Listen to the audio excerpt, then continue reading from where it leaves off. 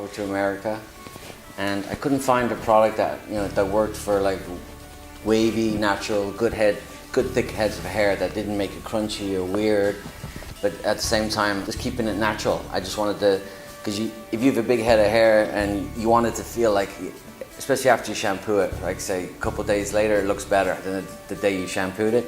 So to have that lived-in look today, like from instead of 2 days away, 2 days of wearing hats and beanies and all sorts. When I decided to put my own cream together, I wanted to use these salts and the seaweed and the purple heather, which grows all over the west coast of Ireland, as the fragrance.